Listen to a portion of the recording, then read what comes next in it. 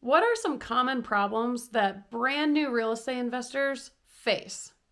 I'm going to give you the 4 most common problems that I have seen, not just with everybody else, but it's what I experienced too when I was trying to become an investor. So, 4 things that I see as being possibly incredibly challenging as you get started as an investor. What are they, and what do you do about them? The first thing, hands down, number 1, and the following 3 things are really kind of more byproduct of this first big thing. This is the number 1 thing that I see both with myself and with other investors who come to me now with this particular challenge. What is it? Overwhelm. TMI. There's too much information out there. You Google how to be a real estate investor, and what comes at you? Millions of hours worth of information. It's too much. On one hand, great. We have that much information at our disposal. Anyone can learn to be an investor.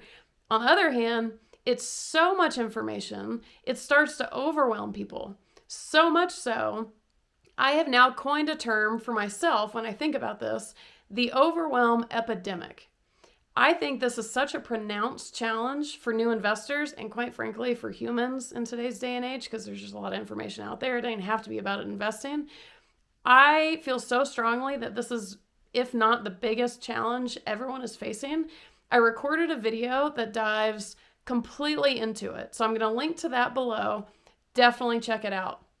If you don't care about any of these challenges that I mentioned in this video, care about that one, because if you can deal with that one, you're going to be in a much better place. And in that video, I give you how to overcome the overwhelm epidemic. So absolutely, hands down, check it out.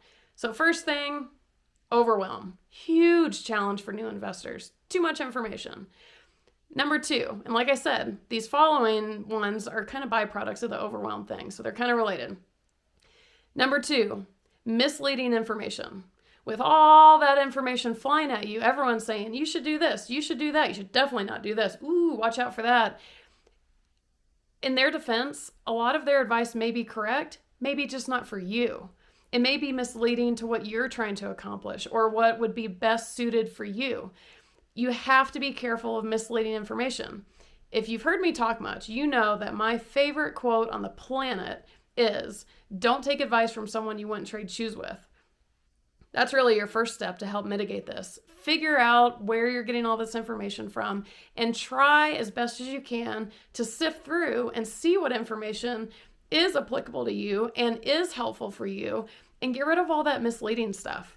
But the problem with the misleading information, you don't always know if it's misleading. And there's not really always a way to know. Ugh. So obvious challenge there for new investors. Number 3, kind of related, and it'll help with the misleading information if you can figure this one out, is new investors often, if not most of the time, have no idea what is best suited for them. Huge problem. What do I mean by this? There's a million different ways you can become a real estate investor. Let's think of the basics: wholesaling, flipping, rental properties, syndications, whatever you might do. Well, which of all of those are a best fit for you, for your strengths, for your natural abilities, for your interests, and of course for your goals? It's hard to know that because we didn't learn any of this in school. So the misleading information may just be a consequence of not knowing what it is that you're pursuing in the first place. Let's say that you want passive income and financial freedom, but you're pursuing flipping.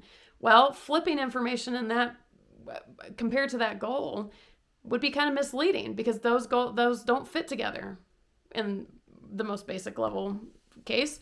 But challenge that everyone faces, not knowing what's best suited for them. So it makes figuring out what information you should be listening to very difficult. And it's kind of hard to know what you're best suited for until you try things, but you don't want to waste too much time trying things that aren't you, or, it's a whole pickle. So brand new investors oftentimes just don't understand what will be the best fit for them. Because once you know that, it's easier to sift through the overwhelm. It's easier to sift through the misleading information. But again, how do you know? Hopefully, this book that I wrote, I put it out about a year ago. The whole intention with that book is to help you figure out what might be best suited for you. So I'm going to put a link to that below. If you need extra help trying to kind of navigate what strategy might be a fit for you, what might not be a fit. I even in the book interview very successful investors in a whole realm of different strategies to try and give you a better picture of the day in the life. Like, oh, I didn't realize that if I flip properties that it would entail this. Ew, I don't really want that. So I pulled out all the stops in this book. It's called Not Your How-To Guide to Real Estate Investing, Life Lessons on Hacking Your Mind Before You Hack Your Wallet. The whole intention is to help you figure out what you might be best suited for. And it talks a lot about the overwhelm and misleading information, all that kind of stuff. So definitely check that out below. The last thing, number 4. So far we have number 1, the overwhelm epidemic. Number 2, misleading information. And number 3, having no idea what you'd best be suited for. What is number 4? Before I tell you what number 4 is, if the top 3 feel resonant to you, or if they're helpful and you're like, ow, I'm totally experiencing that, hit that like button. I'll give you a second. Okay. Just want to get that out there. Number 4, last thing. You don't know what you don't know. We didn't learn this stuff in school. How are you supposed to know how to be a real estate investor? I mean, we learned geometry, algebra, all that kind of stuff. There was no syllabus. There was no class on how to do this. You don't know what you don't know. Here's an example. When I was getting into investing, or technically before I got into investing, I was looking into it, I went rental property shopping. Not that I knew what I was doing, but I pretended I did. And I was looking at these properties. They were all pretty dilapidated. And I was looking at the purchase price of them. And I didn't know what I didn't know. And I didn't know how to run the numbers on a rental property. But something, fortunately, was confusing me. I was like, well, if it costs that much and it would only rent for that much and I have to fix it up, I don't know if I know what. I didn't know what I should be looking at, but I knew something was off. What I didn't know in that scenario was how to run the numbers on a rental property. That would have been extremely helpful and taken out the mystery. If you want to know how to learn to run the numbers on a rental property, I'm going to link to that video below. But just in general, I didn't know what I didn't know. I didn't know what I should be looking for. And one of the most common things people come to me with, they'll say, hey, I found this property. Do you think it'd be a good investment? I don't know. Do you think it would be a good investment? People oftentimes, this is just another example, people oftentimes have no idea what actually makes for a profitable investment property. And when you're like, hey, wait a minute, I should figure this out. How can I ensure that this property will be profitable? Great. That's step 1, to know that you need to know that. But number 2, what do you need to know that? I don't know. We don't know what we don't know. That's the challenge in real estate investing. As you're sifting through all that information, you're going to get more and more of those answers. But as an example with that, like my first response is know where your profit's going to come from. I'm also linking to a video that dives into that as well. First step, any property you're looking at, understand how it's supposed to be profitable. You'd be surprised. Most people don't get that step. And I'm like, well, so what are you investing in? And they're like, well, it's a property. Okay, not all properties are profitable. Know where your profit's coming from. Check out that video down below. So, new investors, recap. You're facing a ton of overwhelm, too much information. You're facing misleading information. Who do you trust? What do you trust? Is it applicable to you? I don't know. You don't know what would be best suited for you. Makes all that navigation of the information even more challenging.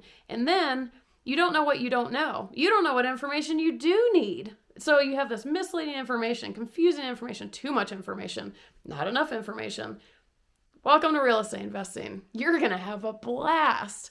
So if you're a new investor and you can relate to all of these things, hit that like button. Make sure you're subscribed to my channel because I love putting out videos for the newer investors.